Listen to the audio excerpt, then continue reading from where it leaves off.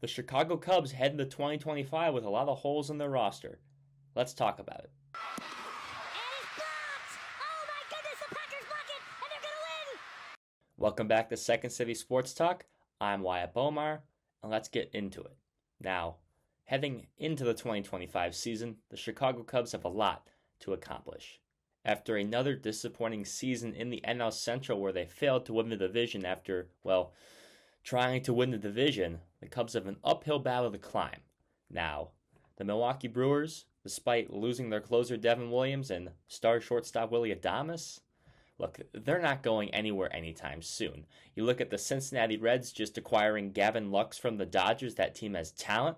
Look, they're getting back Matt McClain. Jonathan India was traded away in the offseason to get back Brady Singer, a very capable pitcher. You look at Hunter Green, Nick Lodolo. They also have Spencer Steer and, of course, Elly De La Cruz. That team is going to be there. You then have the Pittsburgh Pirates, who aren't going to spend a lot of money, but they have phenomenal pitching. You talk about their big three at the top, Jones, Keller, and, of course, Paul Skeens. They're going to pitch. They aren't so much going to hit, but they're still going to pitch, and they're going to pitch pretty well, and they'll be there. Right now, on paper, the Cubs are going to be favored to win the NL Central in 2025. That goes to say there's still a lot that this team needs to do to get to that next level.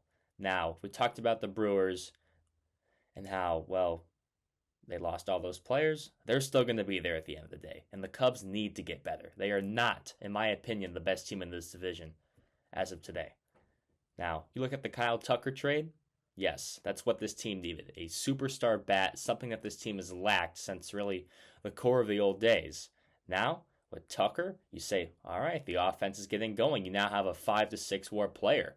You have Seiya Suzuki, who is a nice piece. He's going to have an OPS in the high to mid 800s, hopefully, by the end of the season, but we know how inconsistent he can be. He'll go through stretches where he's the best hitter on the team, but then he'll go through a month slump where he's the worst hitter in baseball. And at the end of the day, the numbers even out, but when the Cubs needed Seiya Suzuki the most in 2024, he wasn't the guy he was going to be. Or I should say, he wasn't the guy he was supposed to be. Outside of those two, there's a lot of role players on this team. You talk about Ian Happ, who really is just the definition of consistency. This guy's going to give you a close to 800 OPS every year while playing Gold Glove defense in the field. And he's just a veteran leader on this team. You then have a bit of a mystery in PCA in center field. Now, PCA, a top-tier prospect, he's supposed to be able to hit. Now, he's always going to be a glove-first guy, but still, he can hit, and it's basically a huge key to this team. If PCA can hit, then you're talking about a player who's going to get close to 5 WAR. I mean, his defense is already going to get you 3 to 4 WAR, and potentially that bat get another 2 to 3 WAR. This is a very capable player in PCA, and I'm excited to see him develop. It's just, can he get the bat to really get going? Can he stop swinging at horrible pitches in the dirt? Can he lay off of that stuff and hammer fastballs? You then have Michael Busch at first base. Now, Michael Busch had a pretty lucky year. He was one of the luckiest hitters in terms of batting average on balls in play, had the second highest BABIP in all of baseball. And look, he's a good player. With last year being such an anomaly at Wrigley Field, with the wind blowing in almost all the time and Wrigley being one of the most pitcher-friendly parks in all of baseball, you're going to see power numbers come up. Busch at 21 last year, probably see him go for 30. It's all about making contact. Busch has a high swing and miss rate. He doesn't swing a lot of pitches, a lot of predetermined swings. He makes a lot of bad swing decisions, particularly, I should say, swinging at pitches out of the zone, sliders out of the zone. He's just got to work on adjusting to that. He's 27 years old, but still, it's going to be his second true year in the big leagues. So if you give him time to develop, I think he can become a really capable first baseman. It's just about being a bit more consistent, because last year, I think, although it wasn't completely fluky, he was a bit lucky. So that will be something to keep an eye on. You then have what I think were the two most disappointing players on the team in 2024. That's Dansby Swanson and Nico Horner. You're up the middle guys. Now, Dansby Swanson, he's a veteran. He was hurt almost all last year. He played through a wrist injury, which I think he had a sports hernia, which he had gotten surgery on over this offseason. So he should be healthy going into 2025. And now, with him, it's just getting back to that 105 OPS plus guy. He was never an 800 OPS hitter. He's a slightly above average league hitter at his best. And that's what the Cubs need. Because last year, when the Cubs needed him the most, Dansby Swanson was the worst player on this team. He could not hit. Lots of bad predetermined swings, not much power. And at the end of the day, yes, the numbers somewhat evened out, but when the Cubs needed him the most, he was underperforming. You then have Nico Hoerner, who, like Swanson, had probably a career worst year, was playing through an injury as well, which who knows if he'll even be back in time to start the season. He had wrist surgery in the offseason, so that's not somebody you can rely upon to be there on opening day, especially 2 weeks early in Japan. And look, this is another guy who the Cubs are counting on to have a better year next year, or I should say in 2025. Contact is key with Nico Hoerner. He makes a lot of contact, not hard contact, but just making contact, putting the ball in play. And really, Nico Hoerner is a hitter that relies on luck as well. He's not going to hit it hard like I said. He's just going to be shooting for gaps. And really, the big thing, too, with Nico in 2024, his swing just seems so much more uppercut. He was making a lot more contact and putting the ball in the air. Now, in the modern day, that's what people strive to do. But for a non-power bat, a contact bat like Nico Hoerner, you can't be doing that. You need to be hitting the ball on a line to the gaps, and Nico was not doing that in 2024. Yes, it could have been because of injury, but at the same time, I think Nico might have been trying to hit for more power in 2024 and just didn't work out. So I would bank on Nico Hoerner and Dansby Swanson bouncing back in 2025, A, because they were hurt last year, and B, it really can't get much worse. And then you have third base. Now, Jed Hoyer will not say it, but right now it looks like Matt Shaw, one of the Cubs' top prospects, will be starting at third base come opening day. Now, I'm not a big fan of giving the kid just free reign at the position. I think they will bring in competition, but the Cubs are banking on a rookie starting at third base. Now, this is the part where you get into what this team needs to add. You don't have a lot of insurance, especially on the corners in the infield. You have a second-year player, Michael Busch, who I talked about, had a pretty lucky freshman year. And then you have Matt Shaw, who has never started a big league game. You need some sort of insurance policy, which is why I think there's a few good options the Cubs could add. That first one being Justin Turner. Now, Justin Turner is 40. He's going to turn 41 in the season. But this dude is the definition of consistency. Last 3 years, hitting around 15 to 20 home runs. He is a positive OPS plus player, about 10% to 5% above the league average hitter, which is what you need, especially as an insurance policy. Like I said, he's 40, so he's not going to necessarily need to play every day. He's a reliable bench player that can come in if a rookie is struggling, like Matt Shaw, or second-year player like Michael Busch, give him some time off while stabilizing the lineup. I would love to see a player like Justin Turner. Now, a more controversial option would be Yoan Moncada. Now, Moncada, part of the big Lucas Giolito trade, and I should say the Chris Sale trade, where the Sox got Giolito and Moncada for Chris Sale from the Red Sox back in the 2010s. He was supposed to be the next thing in Chicago on the South Side. And after 2019, it really looked like that, posting a 900-plus OPS, and just injuries derailed this man's career in Chicago, in part also due to a very dysfunctional organization. Now, Yoan Moncada would pretty much just be a complete flyer. It'd be a one-year deal. If he's bad, you can cut him. If he's good, then you're getting an absolute steal of a deal.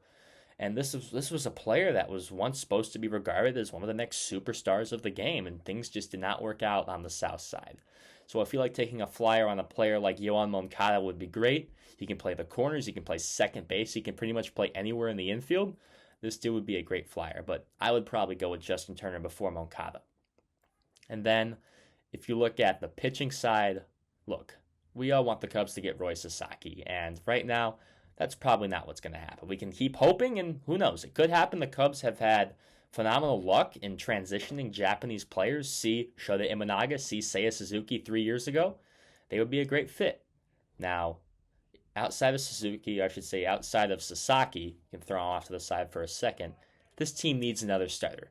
As of now, Javier Assad is the 5 on this team, and Javi put together a solid 24 campaign, but the underlying numbers were not great. He is an extremely lucky pitcher, you could say.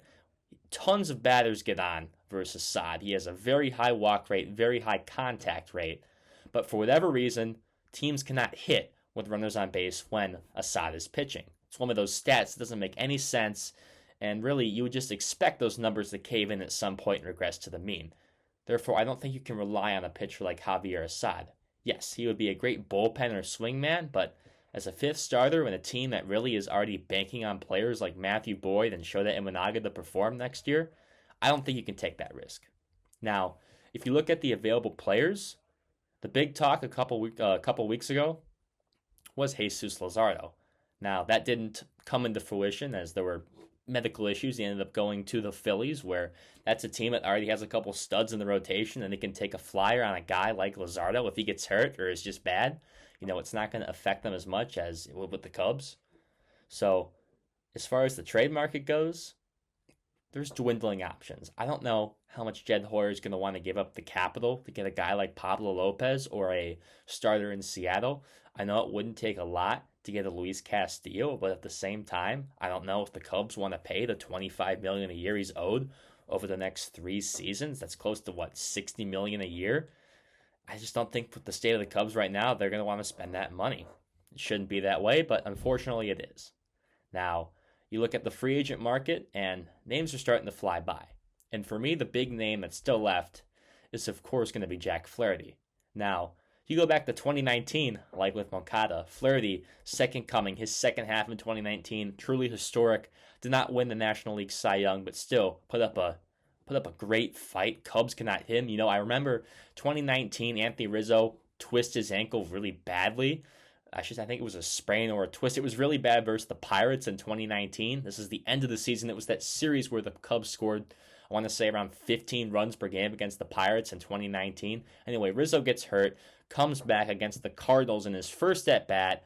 From one leg, he golfs a home run into the left center field bleachers off of Jack Flaherty. That was also a game where the Cubs came back in the bottom of the ninth, and eventually Craig Kimbrell, I think, gave up a 3-run homer. Yeah, a 3-run homer to Matt Carpenter, and that was just a part of that was the first game of the Cubs, I believe, 8-game losing streak. They get swept by the Cardinals, and just a true Cubs collapse back in 2019. Well, flash forward to today, and Jack Flaherty is a free agent. Now, like I said, the last couple of years, he's been just absolutely devastated by injuries. And last year, had a good season with the Tigers, took a flyer deal with the Tigers, and things worked out. He ended up finding his way onto the Dodgers and winning a world championship. Going back to his roots as a Harvard-Westlake product. That's where PCA came out of as well. Harvard-Westlake High School out in California. So I feel like Flaherty, there's a connection there. It's just the medicals. That's the one thing that worries me. He's not going to demand a lot of money, I think. Maybe 3 for 75. Not a huge, crazy amount, which I think the Cubs could definitely pay. 3 for 75, 4 for 80 maybe. I don't know if they're going to want to go that 4th year, but I think he's definitely a quality pitcher. And the Cubs could use somebody like that. Someone to slot in between Imanaga and Steele, because you don't want those back-to-back lefties starting. As far as the other starting pitchers go in the market, it's not great. There's not a lot of great arms. You just saw players like Lorenzen and Verlander sign.